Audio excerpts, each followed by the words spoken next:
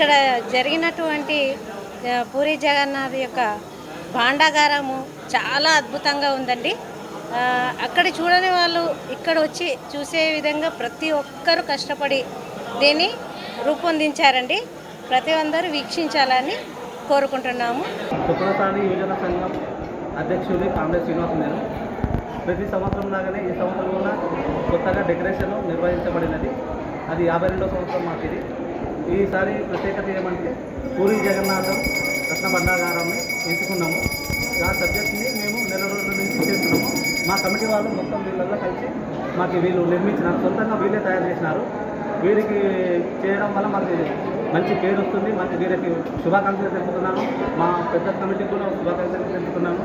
అట్లనే మాకు ప్రజలు కూడా ఈ విధంగా స్పెషల్ చేయడం వల్ల చాలామంది వచ్చి చూస్తున్నారు. విశేషంగా చాలామంది భక్తులు వస్తున్నారు. వారికి కూడా మా దేవాలయం తరఫున వారికి కూడా ధన్యవాదాలు తెలుపుతున్నాను. For more videos like this, subscribe Big TV channel.